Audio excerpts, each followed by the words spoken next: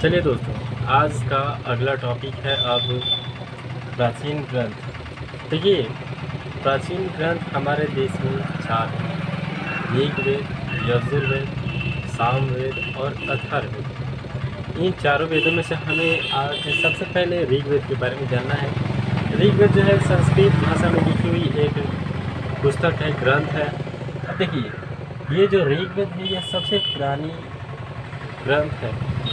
इसमें लगभग 1000 से भी अधिक प्रार्थनाएं लिखी गई है, जिन प्रार्थनाओं को हम सुक्त यानी कि सुक्तियाँ कहते हैं।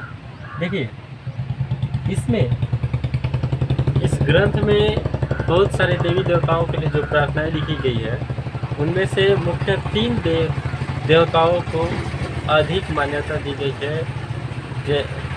मतलब उनके लिए सबसे अधिक प्रार्थना यानी कि सूक्त लिखे गए हैं। पहला देखिए कौन है। पहला है अग्नि, दूसरा है इंद्र और तीसरा है सोम। अग्नि यानी कि आग के देवता, इंद्र यानी कि युद्ध के देवता एवं सोम एक खास पेय पौधे का नाम है। यानी कि मतलब कि एक ऐसा पौधा है जिससे पीने के लिए शुद्ध जल टाइप के कुछ रस प्राप्त होते हैं, उसे सोम कहते हैं। सोम रस जैसे। देखिए, उस समय क्या होता था कि जो लोग ग्रंथों के रचनाकार थे, यानी कि ग्रंथ लिखने का काम करते थे, वो खुद को आर्य कहते थे। और जो लोग ग्रंथ लिखने का काम नहीं करते थे, बल्कि उन्हें पढ़ने का काम करते थे, या फिर उनके ग्रंथ लिखी गई भाषा को जो नहीं जानते थे, उन्हें दास या फिर दस्यु कह के बुलाया जाता था। ठीक है, आगे देखिए, आगे क्या पॉइंट है। आगे पॉइंट हमें लिखा है खामोश प्रहरी। खामोश प्रहरी क्या है? देखिए, सबसे पहले क्या हुआ था कि पाषाण युग में लगभग 3000 साल पहले पाषाण युग में जब इंसानों को दफनाया जाता था, तो उनके लिए देखिए क्या होता था। जब उनको दफनाया जाता था तो सबसे पहले वहाँ पे गड्ढे खोद लिए जाते थे। फिर उनको दफनाने के लिए चारों तरफ से चपटे पत्थर से उन्हें घेर दिया जाता था। फिर उसके बगल में छोटे पत्थरों से घेरा जाता था। फिर उसके बगल में बड़े पत्थरों से घेरा जाता था। देखिए कैसे हम बना कर दिखा रहे हैं आपको। देखिए कैसे हो रहा है। जिसे ये बड़े पत्थर से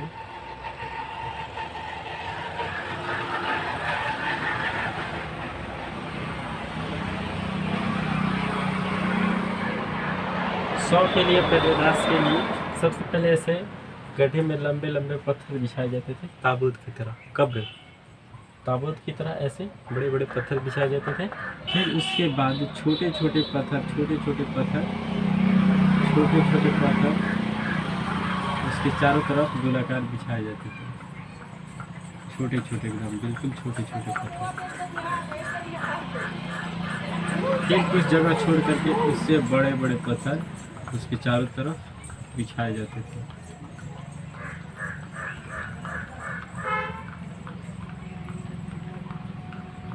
ठीक है, अब देखिए उसके बाद क्या होता था।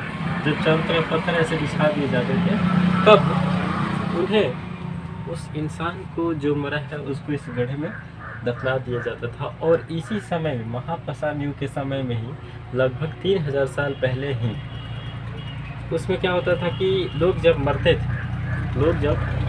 थे तो उनके जहाँ दफनाया गया उस जगह पे लोग पत्थर के एक बड़ा सा पत्थर अलग से लगा देते पहचान के लिए। जैसे कि अभी हमारे यहाँ क्रॉस का चिन्ह लगाया जाता है। क्रॉस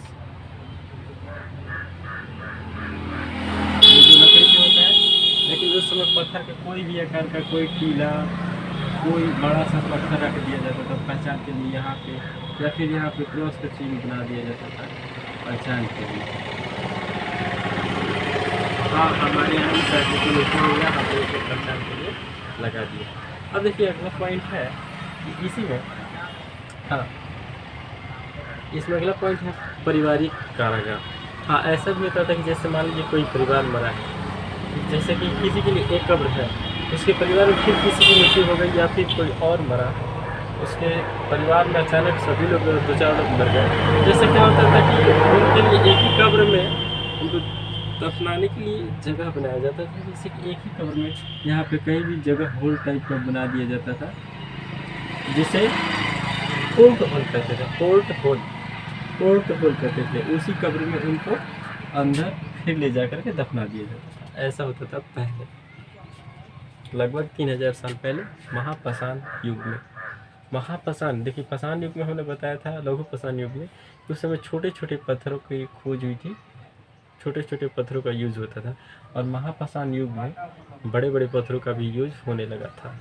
आगे देखिए, हम अगला पॉइंट है क्या, इनाम गाँव। भीमा नदी, भीमा नाम की एक नदी है जिसके किनारे पे एक घोड़ नाम की नदी उससे जुड़ी होती है। उसके किनारे में बसा गांव है इनाम गांव। लगभग बात है, और ये बात है लगभग 3600 से 2600 साल पहले की। वहाँ पे देखिए क्या होता था कि जब भी कोई वयस्क इंसान मरता था, जब भी कोई जवान आदमी मरता था, तो देखिए क्या होता था कि उसके लिए घर में ही या फिर घर से बाहर जब उसे दफनाया जाता था, तो उसके लिए सबसे पहले गड्ढा खोद दिया जाता था। गड्ढे खोद देने के बाद उसे लिटा करके दफनाया जाता था। इसके पिछले क्लास में हमने आपको बताया था कि पहले जब लोग मरते थे तो उन्हें गड्ढे में ऐसे ही सुला करके, हाथ पैर मोड़ करके, साथ में कुछ कुछ उनकी पसंद की चीज़ें, खाने पीने की चीज़ें, जानवर रख दिया जाता था, गहने वगैरह रख कर उनको दफनाया जाता था।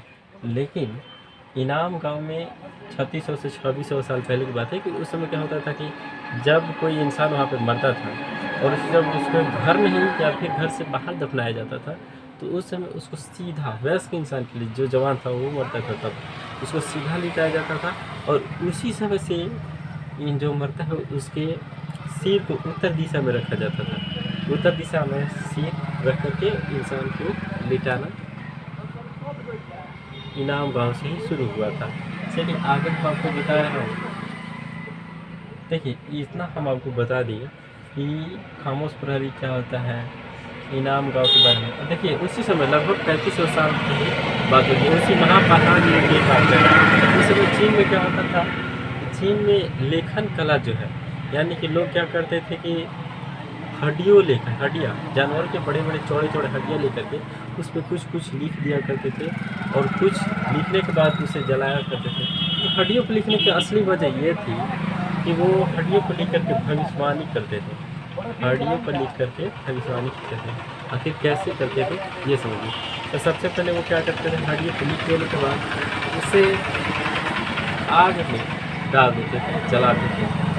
जब वो हड्डी जलती थी तो जो भी उन्होंने अपनी भाषा में लिखा है उसमें अगर लिखावट दरार पड़ रही है, हड्डी के फाटने से जब जलती है हड्डी, तो उसके फाटने से जब हड्डी पर दरार पड़ती है, तो अगर दरार पड़ रही है लिखी हुई पॉइंट पे, बात पे, तो इसका मतलब वह काम जो है घटित नहीं होने वाला है, मतलब भविष्यवाणी करते थे। अगर नहीं पड़ रही है सही है, तो इसका भविष्यवाणी सही हो रहा है, वो घटना होने वाली है, ऐसे करके ये लोग भविष्यवाणी करते हैं। ठीक है, आगे देखिए नोट में हमने लिखवाया है कि तमिल, तेलुगु, कन्नड़ एवं मलयालम। तमिल, तेलुगु, कन्नड़ एवं मलयालम ये सभी द्रविड़ भाषा के अंतर्गत आती है। ये सभी द्रविड़ भाषा के अंतर्गत आती है।